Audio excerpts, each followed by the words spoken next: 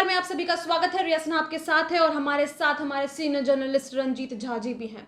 आपको बताएं कि बिहार विधानसभा चुनाव के लिए 28 अक्टूबर को पहले चरण की वोटिंग होनी है और अभी भी जो है सियासी घमासान शुरू हो चुका है। बिहार की सियासत हमेशा से इंटरेस्टिंग रही है और अभी भी, और हमारे बीच, जनता के बीच, कार्यकर्ताओं के बीच, पार्टी के बीच जो भी कन्फ्यूजन्स हैं अभी भी बरकरार है। जी हाँ, हम बात कर रहे हैं चिराग पासवान, लोजपा सुप्रीमो चिराग पासवान और बीजेपी की। हम कुछ उनके पोस्ट्स भी पढ़ेंगे, लेकिन उससे पहले हम सबसे पहला सवाल आपसे यही पूछना चाहेंगे कि एलजेपी भाजपा के पीछे है, भाजपा मतलब इन द सेंस कि चिराग पासवान भाजपा को चाहते हैं और भाजपा नीतीश कुमार को चाहते हैं। ये समीकरण जो है, ये ट्रायंगल जो चल रहा है, वो क्या चल रहा है सर? यही कन्फ्यूज़न हमारी जनता को भी है और देखने को आ रहा है कि उनके खुद के बीच में काफ़ी कन्फ्यूजन्स चल रहे हैं। दरअसल है क्या कि चिराग पासवान भी समस्या से गुजर रहे हैं। उनके घर की परिस्थिति भी कुछ अनुकूल नहीं है। हाल ही में उनके पिता का निधन हुआ है, जिसके बाद वो कर्म में बिजी हैं। लेकिन इस दौरान वो अपने कार्यकर्ताओं से भी रूबरू हो रहे हैं। क्योंकि चुनाव है तो इस जिम्मेदारी से वो पीछे भी नहीं हट सकते हैं। इन सारी चीज़ों को देख रहे हैं। ऐसे में जो आपने बात की है कि बिहार की सियासत में कन्फ्यूज़न क्यों है, कि आखिर चिराग पासवान क्या कह रहे हैं, जदयू क्या कह रहा है और भाजपा क्या कह रहा है। तो अभी से हम लोग शुरू से ये चीज़ देख रहे हैं कि चिराग पासवान अपने आप को खुल के कहते हैं कि हम प्रधानमंत्री मोदी और भाजपा के साथ हैं, उनके विजन के साथ हैं, उनके एजेंडे के साथ हैं, लेकिन नीतीश कुमार के साथ नहीं है। और वो नीतीश कुमार पर खुलकर हमला भी बोले, तभी जाके बात अलग भी हुई। अब देखिए कि ये जो है कन्फ्यूजन की स्थिति इसलिए बन गई है क्योंकि भाजपा ने भी हाल में अब खुलकर स्टैंड लेना शुरू कर दिया।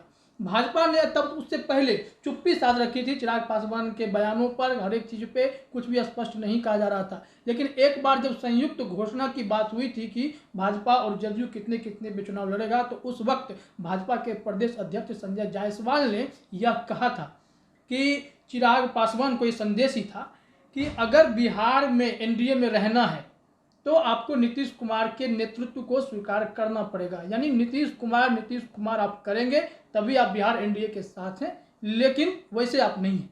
तो इससे एक संदेश चला गया था चिराग पासवान को कि भाजपा भी अब आपके साथ नहीं है।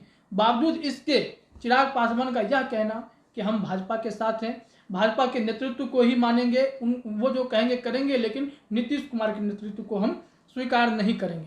तो यहाँ से ये कन्फ्यूजन शुरू हो गया कि अगर आपको प्रदेश अध्यक्ष कह रहा है कि नीतीश कुमार के साथ आइए तब तो आप एनडीए में हैं, अगर नहीं आ रहे हैं तो आप नहीं हैं। लेकिन चिराग पासवान क्लियर हो गए।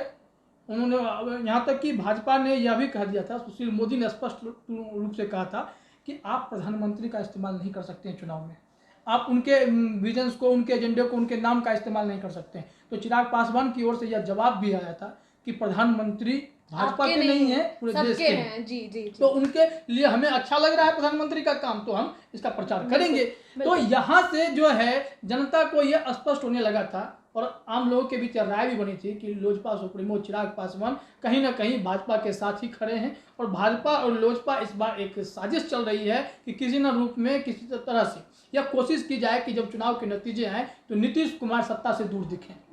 यह तरीका शुरू किया गया। लेकिन नीतीश कुमार सियासत के पुराने खिलाड़ी हैं, माहिर खिलाड़ी हैं। उन्हें पता है कि अगर हम एनडीए में हैं, अगर हमें नेतृत्व करने की जिम्मेदारी मिली है तो भाजपा को भी हमारी बातों से सहमत होना पड़ेगा। वही नीतीश कुमार का यह प्रेशर रहा कि प्रेस कॉन्फ्रेंस में भाजपा को यह खुलकर कहना पड़ा कि चिराग पासवान एनडीए में नहीं है। इस तरीके से ये समझ में आ रहा है कि जेडीयू या फिर हम नीतीश कुमार की बात कर ले, वो बार बार प्रूफ चाह रहे हैं कि भाजपा ये प्रूफ करे कि भाई हम एलजेपी के साथ नहीं है। ये चीजें तो क्लियर दिख रही है और यही चीजें चिराग पासवान ने कही भी है कि आपको कितना इनसिक्योरिटी क्यों हो रही है, आपको क्यों बार बार चाह रहे हैं आप कि बीजेपी जो है वो प्रूफ दे कि भाई हम लोजपा के साथ नहीं है। आप एक पोस्ट की बात कर रहे थे, जिस पोस्ट में आप ये बता रहे थे कि यह कहा गया है कि चिराग पासवान ने नीतीश कुमार पर यह हमला बोला है कि आप जो है अपनी राजनीति पे ध्यान ना दे करके पूरा प्रचार इस पर कर रहे हैं कि चिराग पासवान है, लोजपा जो है, हाँ लोजपा जो है वो भाजपा के साथ नहीं है, यह स्पष्ट करने के लिए ये हो रहा है। तो वो पोस्ट पढ़ के सुना बिल्कुल दीजिए आप। बिल्कुल। उस पोस्ट में लिखा गया है, आदरणीय नीतीश कुमार जी ने प्रचार का पूरा जोर मेरे और प्रधानमंत्री जी के बीच दूरी दिखाने में लगा रखा है। बटो और राज करो की नीति में माहिर मुख्यमंत्री जी हर रोज मेरे और भाजपा के बीच दूरी बनाने का प्रयास कर रहे हैं। मेरे और प्रधानमंत्री जी के रिश्ते कैसे हैं, मुझे यह प्रदर्शन करने की जरूरत नहीं है। पापा जब अस्पताल में थे तब से लेकर उनकी अंतिम यात्रा तक उन्होंने मेरे लिए जो कुछ किया उसे मैं नहीं भूल सकता। मैं नहीं चाहता कि मेरी वजह से प्रधानमंत्री नरेंद्र मोदी जी किसी धर्म संकट में पड़े, वो अपना गठबंधन धर्म निभाएं। आदरणीय मौजूदा मुख्यमंत्री नीतीश कुमार जी को संतुष्ट करने के लिए मेरे खिलाफ भी कुछ कहना पड़े तो निसंकोच कहें। नीतीश कुमार जी को भाजपा के साथियों का धन्यवाद करना चाहिए कि वो मुख्यमंत्री के खिलाफ इतना आक्रोश होने के बावजूद गठबंधन धर्म निभा रहे हैं और हर दिन नीतीश कुमार जी को प्रमाण पत्र देते हैं कि वो चिराग के साथ नहीं है। बिहार फर्स्ट की सोच से जेडीयू के नेताओं की गले की फांस बन चुकी है। प्रधानमंत्री जी के विकास के मंत्र के साथ और मैं और बिहार फर्स्ट, बिहारी फर्स्ट प्रतिबद्ध है। इससे एक चीज़ तो क्लियर हो रही है, इन्होंने बहुत क्लियरली लिख दिया है कि प्रधानमंत्री नरेंद्र मोदी जी को अगर मेरे खिलाफ भी कुछ कहना पड़े गठबंधन धर्म निभाने के लिए तो वो ओके अलाउड है। ये सारी चीज़ें क्या है? देखिए, इस पोस्ट में मैं कुछ बातों को पहले क्लियर करना चाहता हूँ। चिराग पासवान एकमात्र ऐसे सांसद हैं जिनकी तारीफ प्रधानमंत्री मोदी करते थकते नहीं है। उन्होंने स्पष्ट तौर पे कई दफे कहा है बाकी सांसदों को कि आप अगर संसद में आते हैं और अपनी बात रखते हैं, समस्याएं उठाते हैं या किसी मुद्दे पर बहस करते हैं तो आप चिराग पासवान से सीख लीजिए वो किस तरह से तैयारी करके आते हैं। तो उन्होंने एक छवि बनाई चिराग पासवान की कि एक उभरता हुआ युवा नेता जिसके अंदर क्षमता है कि वो बिहार का भी नेतृत्व कर सकता है। ये कह सकते संदेश था। और रामविलास पासवान का भी सपना था कि मेरा बेटा एक दिन मुख्यमंत्री बने। उन्होंने यह भी कहा कि मेरे बेटे में तमाम वो फीचर्स मौजूद हैं, वो गुण हैं जो बिहार के मुख्यमंत्री बनने के लिए चाहिए। वो दिखता भी है जिस तरीके से वो वार्तालाप करते हैं, जो डिसेंसी होती है वो मेंटेन करते हुए, किसी को कुछ ऐसे शब्द ओछी शब्द इस्तेमाल नहीं करते हैं। तेजस्वी को भी बोलते हैं कि मेरा छोटा भाई है। सीएए का विरोध हो रहा था, तेजस्वी बोल रहे थे, उन्होंने कहा तेजस्वी मेरा छोटा भाई है, उनको ये पढ़ ले। उन्होंने ये नहीं कहा कि कम पढ़े लिखे, उन्होंने कहा कि जरा ढंग से इसको पढ़ लेते हैं तो ज्यादा अच्छे से समझ पाते हैं। तो इस पे वो रिएक्ट करते तो ज्यादा अच्छा होता। बिल्कुल। वो भी कहने का तरीका उनका डिफरेंट था। और उसके बाद आप जब भी देखेंगे तो चिराग पासवान ने पिछले 1 सालों में नीतीश कुमार के खिलाफ सारी चीजें की हैं। उन्होंने कहा कि बिहार सरकार में हम शामिल नहीं है, हम एनडीए में हैं, दिल्ली वाले एनडीए में, मतलब भाजपा। हाँ, जबकि पशुपति पारस उनके जो चाचा है सांसद है अब बन गए हैं, तो वो जो है एमएलसी बनने के बाद बिहार सरकार में कैबिनेट मंत्री भी बन गए थे। तो उस वक्त कुछ साल रहे साथ में, लेकिन जैसे लोकसभा चुनाव हुआ तो वो फिर हट गए। तो उन्होंने कहा कि सरकार में हम है नहीं, हम जब बिहार में घूम रहे हैं तो हमें तमाम कमियां दिखाई पड़ रही हैं जो बिहार में है, वो कमियां हम मुख्यमंत्री नीतीश कुमार को बता रहे हैं। ये हमारा धर्म है कि बिहार में जो कमियां वो दिखाएं, क्योंकि हमारे लिए बिहार फर्स्ट, बिहारी फर्स्ट की बात है। और उन्होंने नीतीश कुमार पर निशाना साधना शुरू कर दिया, जो नीतीश कुमार और जदयू को नागवार गुजरा कि आप अगर गठबंधन में हैं तो आप हमारी सरकार की आलोचना कैसे कर सकते हैं। लेकिन चिराग पासवान ने यहीं से, क्योंकि सियासत है हर किसी को आगे आना, अगर क्षेत्रीय दल जदयू है तो क्षेत्रीय दल लोजपा भी है, तो लोजपा को भी आगे बढ़ना था। और चिराग पासवान के पास यह बेहतरीन मौका था। पिताजी की तबीयत खराब थी, लगातार बीमार चल रहे थे और चिराग पासवान को कमान सौंप दी गई थी कि आप अपने स्तर से पार्टी चलाएं। 2014 में ही चिराग पासवान का पहला फैसला रामविलास पासवान के दिल में भरोसा दे गया कि मेरा बेटा काबिल है। तो 2014 में चिराग पासवान ने ही रामविलास पासवान से कहा कि कांग्रेस का साथ छोड़िए, यूपीए का साथ छोड़िए, आप नरेंद्र मोदी के साथ चलिए। और उस वक्त से, जबकि 2019 में भी ऐसा माहौल बना था जिसमें लग रहा था कि भाजपा की सरकार वापस नहीं आएगी, सोशल मीडिया पे इतने तमाम तरह की बातें चल रही थी, लेकिन चिराग पासवान अड़े रहे कि हम उनके साथ हैं। सहयोगी लोग छोड़ दिए, उपेंद्र कुशवाहा, जीतन राम मांझी, वो साथ छोड़ गए, लेकिन चिराग पासवान बने रहे। और नतीजा देखिए, पूरे के पूरे सीट भी जीतते हैं, पिताजी राज्यसभा भी जाते हैं, ये सारी बात। लेकिन चिराग पासवान पे निशाना साधा गया कि रामविलास पासवान अगर राज्यसभा गए तो जदयू ने मदद की थी। तो चिराग पासवान का जवाब भी बहुत डिसेंट था। एक इंटरव्यू में उन्होंने जवाब बहुत डिसेंटली तरीके से उन्होंने कहा था कि कोई इंसान 2 जगह से रिकॉर्ड मतों से जीतता है, जो गिनीज बुक में नाम लिखाता है, और उन्होंने 40-50 साल राजनीति की, 8 बार के सांसद रहे, उस इंसान को कोई मदद कर रहा है। तो रामविलास पासवान की क्या कोई अपनी छवि नहीं थी? तो ऐसे में चिराग पासवान ने पूरा टारगेट किया नीतीश कुमार पे। अभी कुछ लोग जो भाजपा के टूट करके, जदयू से टूट करके या कहीं से निकल के लोजपा के टिकट पे खड़े भी हो रहे हैं। तो एक जो है ना मौन सहमति, मुख्य मुद्दा तो हम लोगों का यही है कि कन्फ्यूजन क्यों है। मुख्य मुद्दा यही है कि कन्फ्यूजन के पीछे की सबसे बड़ी वजह जो है चिराग पासवान के पार्टी में भाजपा या अन्य दलों से आ रहे कैंडिडेट वो यह संदेश दे देते हैं कि आप जो है भाजपा के ही साथ खड़े हैं और भाजपा भी कहीं ना कहीं सामने खड़ी है। लेकिन अमित शाह हो या कई नेता को खुल के यह भी कहना पड़ रहा है, सुशील मोदी ने निशाना साध दिया। सुशील मोदी को नीतीश कुमार का माना जाता है कि सबसे भरोसेमंद आदमी है। वो भाजपा में जरूर है कि भाजपा में बिहार में 2 गुट माना जाता है, एक सुशील मोदी का गुट होता है, एक नित्यानंद राय का गुट होता है। तो सुशील मोदी कह रहे हैं कि जो इंसान 2 सीट नहीं जीत पा रहा है वह सरकार बनाने की बात करता है। तो अगर वो इस तरह की बातें करता है तो तुरंत बाद चिराग पासवान हमला न करते हुए वो कहते हैं कि आप भाजपा में जमुई कैंडिडेट श्रेयसी सिंह को जिताने में पूरा सपोर्ट कीजिए। बिल्कुल, वो पोस्ट भी है हमारे पास, पढ़ के सुनाइए क्या जरा हम पढ़कर सुनाते हैं कि उन्होंने क्या कुछ कहा है। जमुई विधानसभा से भाजपा प्रत्याशी छोटी बहन श्रेयसी सिंह को ढेर सारी शुभकामनाएं। लोजपा के सभी कार्यकर्ताओं से मेरी अपील है कि श्रेयसी की मदद करें। भाजपा प्रत्याशी और लोजपा प्रत्याशी ही मिलकर युवा बिहार, नया बिहार बनाएंगे। जेडीयू को दिया गया एक भी वोट शिक्षकों को लाठी खाने पर मजबूर करेगा। बिल्कुल। और जदयू के खिलाफ तो चिराग पासवान लगातार से हमलावर हैं ही। भले ही भाजपा उनके नेतृत्व में चुनाव लड़ रहा हो, लेकिन चिराग पासवान ने भी कहा है कि हम भी भाजपा के ही साथ हैं, लेकिन जदयू के साथ नहीं है। श्रेयसी सिंह की मदद करना कहीं ना कहीं फिर से एक संदेश है खुल के कि हम भाजपा के ही साथ खड़े हैं, है कि नहीं है।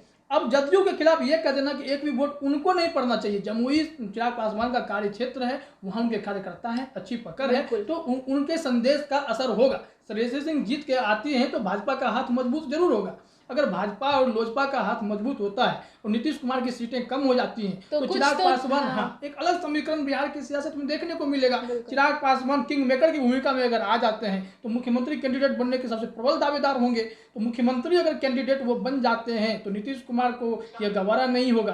तो ये पूरी परिस्थितियां शायद इसकी डर जो है उन लोगों को है, इसका डर उन लोगों को है कि कहीं ऐसा ना हो जाए कि चुनाव के बाद अगर नीतीश कुमार तमाम सीटें नहीं ला पाते हैं तो फिर लोजपा और भाजपा का जो है गठबंधन हो सकता है। एक चीज मैं इसमें स्पष्ट कर दूं कि जदयू के मन में डर इसलिए आया है कि बार बार भाजपा के थ्रू ये बुलवाना पड़ रहा है कि भाजपा के साथ से जो भाजपा चिराग पासवान का साथ नहीं दे रही है। इसके पीछे कारण यही है कि जदयू के मन में डर है। डर इस बात का है कि चिराग पासवान ने नीतीश कुमार की छवि को डैमेज करने में कोई कसर नहीं छोड़ी। वो लगातार बिहार फर्स्ट, बिहारी फर्स्ट यात्रा के तहत ये दिखाते रहे और उन्होंने शुरू में भी कहा था कि अगर एनडीए में है तो सभी आदमी के विजन को ध्यान में रखना पड़ेगा, किसी एक आदमी का प्लान नहीं चलेगा। इन्होंने अपना डॉक्यूमेंट दिया था कि मेरे डॉक्यूमेंट में कम से कम कुछ पार्ट तो लीजिए, जो हमने Bihar first, Bihari first document तैयार किया है, मैनिफेस्टो हमारा है, उसका कुछ पार्ट तो लीजिए। नीतीश कुमार ने उसे लेने से मना कर दिया। अमित शाह ने चुप्पी साध ली थी।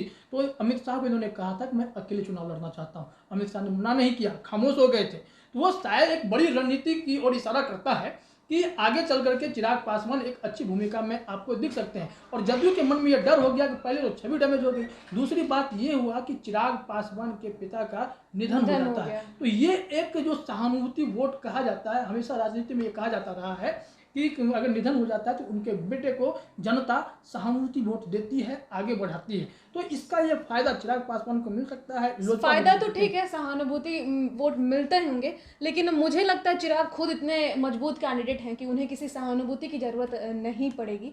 ये कहा जा सकता है, लेकिन एक जो राजनीति में पिछले कई सालों का इतिहास रहा है कि जो एक ये सहानुभूति जो होता है वो हो जाता है। और रामविलास पासवान बड़े कल के नेता रहे, वो किसी पहचान के मोहताज कभी नहीं रहे। वो इतने मतलब कि उन्होंने बिहार में इतनी अच्छी राजनीति की है और देश में उनका नाम रहा, कई सरकारों में मंत्री रहे, उन्होंने दिखाया काम कैसे किया जाता है। तो ऐसे में चिराग पासवान के लिए बड़ी चुनौती भी है। और उन्होंने कहा था कि मेरे पिताजी ने मुझे कहा था कि नीतीश कुमार ने मुझे अपमान किया है। उन्होंने एक इंटरव्यू दिया, उन्होंने रिसेंटली, उसी में उन्होंने कहा कि नीतीश कुमार ने मेरे पिताजी का अपमान किया था, तो मैं उसे कैसे भूल सकता हूँ। तो वो इस वजह से नीतीश कुमार से खाड़ खाए हुए भी बैठे हैं। और नीतीश कुमार 15 साल का जो ये देखिए पूरा एक सीन समझिए, 15 साल की इनकम्बेंसी बोलते हैं ना, कि जो ये होता है कि आप वहाँ बैठे हुए हैं, एक चेहरा देख करके लोग बोल रहे हैं। तो चेहरे की बदलाव, चिराग पासवान का 1 साल से उभर के सामने आना, खुल के राजनीति करना और एनडीए में दब के नहीं रहना,